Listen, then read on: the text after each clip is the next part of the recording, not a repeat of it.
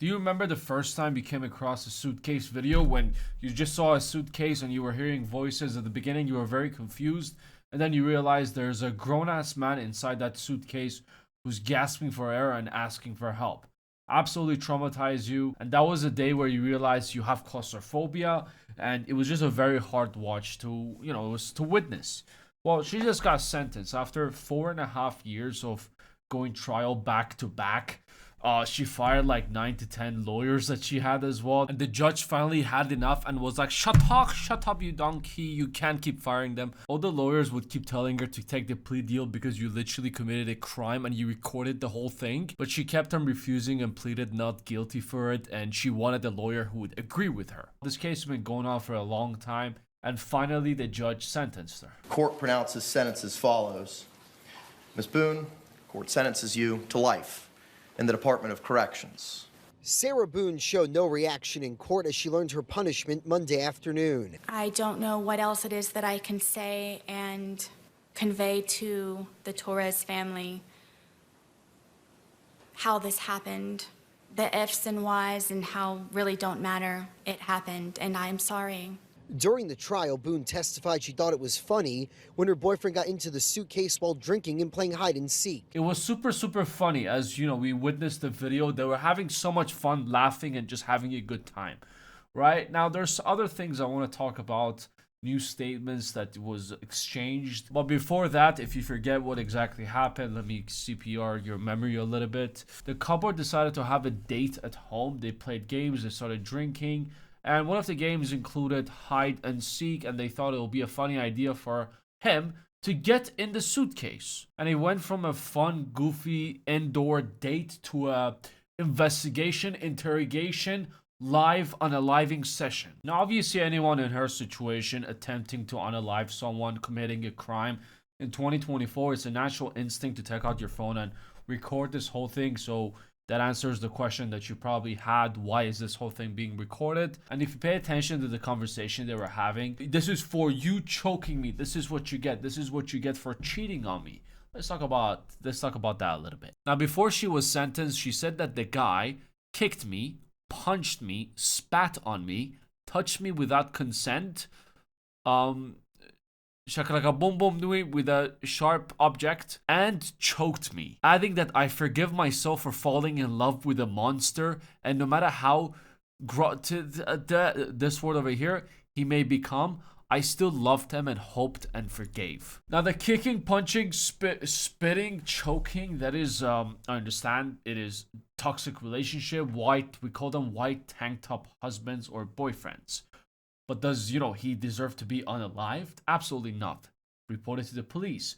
One thing I do not understand is the stabbing. Now, I don't know about you, but if my partner of how many years, doesn't matter, tries to unalive me, puts something inside me, not in the hole, but in my body, that is the time where they'll be reported to the police and sent away for a good time, or the bare minimum, leaving their asses, because God forbid, if you do the smallest things, you're going to get shut off to the afterlife after that. If you forgave that person, she tells you, put the toilet seat up when you want to pee standing, you forget to put it up and you spray all around. Next thing you know, you're getting shotgunned in your dick hole. And here she says, I fell in love with this monster. No matter how violent he would become, I still love him, forgave him. Jesus Christ. Okay, yeah, I loved him, I forgave him, and we continued with our lives. I guess it explains why she unalived him as well, because she just loved him too much. It was too much love that she decided to unalive him. Absolutely. And in her defense, she said that she absolutely forgot about the whole thing when she went to sleep and forgot that he's in the suitcase, and she woke up. She was like, oh my God, no, he's still there. It was a tragic mistake and whatsoever, until the police found the phone. I fell asleep. When did you do CPR? This morning, when I found it. Before you called? Yes! It's 1 o'clock right now. I was awake, but I actually got out of the bed at like 12:30ish, whatever. So I came downstairs, and I was like, oh, he's in the suitcase still. And that's when I found him, and I took him out, and I tried doing CPR, and then I called him, and then I called you guys. You vividly remember this when you told us last night that he was laughing, you were laughing, you put him in the suitcase, he has 2 fingers sticking out, and you go to bed. Now we see something totally different And it actually shows you upset and, again, using derogatory terms to him when he's begging for his life to get out of that suitcase. So what but my thing you is say that we're the- assuming, we're not assuming, but we're the telling mayor- you what's up. And this is what I call checkmate, you donkey. I honestly think if she haven't recorded the whole thing, there's a very high chance she could have got away with it, or if she was convicted, it was a tragic accident. It would have been like a third-degree murder. Maybe she would have got like less. But unfortunately for her, not only she recorded the whole thing, but Biden was not also there to pardon her. So, you know, she got life in prison, which I think is absolutely deserved. Now, Boone claimed that she didn't remember making the video and said she didn't believe, you know, Torres was stuck inside the suitcase when she went upstairs. And in one of her statements, she said the reason she didn't want to let him out was because, you know, she was afraid of what he will do to her after he's out of the suitcase. And now she's saying she didn't believe that he was stuck. This is when you know that she's playing with her words. She's trying to play the victim and get out of the situation however she can. But one thing I'll never forget, my dad told me once a donkey, always a donkey. A donkey's lies will always reveal its lies by its lies of talking. And from her testimony, from the witnesses from the prosecution claimed that Torres's body showed signs of blunt force trauma. But yeah, it definitely shows that she was the scared one in this situation. But anyways, let's just move on. Now, her defense team meanwhile alleged that she suffered from battered spouse syndrome, saying that Torres's death was in self-defense. Jesus, holy shit, astaghfirullah. Now, some of you might say, oh, Koosh, you don't understand this because you've never been in this situation. Yes, it is true that I've never seen my dad shatak my mom to a wall. Thankfully, that didn't happen in our family. They both just shatak me with their slipper. I have trauma, but it was never to a point where it was, you know, life and death situation. Thankfully, I was never choked or anything. But one thing I was in a situation was in a toxic relationship just at the beginning of 2024. This is something I haven't shared with anyone, but I was slapped in the face by my ex.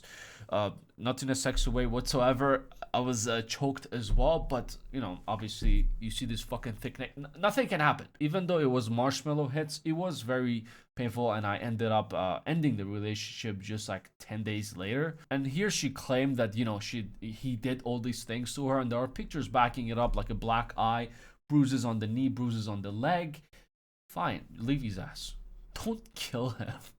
Who are you? But anyways, I just wanted to give you an update about the whole story. If you ever wondered what happened to the suitcase lady, this is what happens.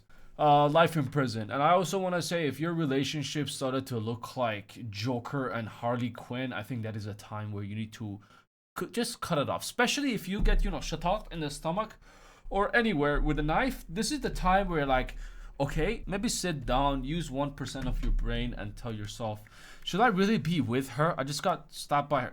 Is it a really wise choice to, you know, stay with her or him even? Really put your mind into it. And if you're a woman and you're with a man who does these things to you and he's controlling and he will not let you leave, there's something called police, and there's also something else called self-defense. If he's doing these things to you, shatak him with something.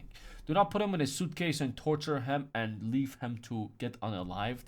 This is straight up murder. This is no self-defense whatsoever. But anyways, you take it easy, like, subscription, and if you're new here, I'll catch you at the next one.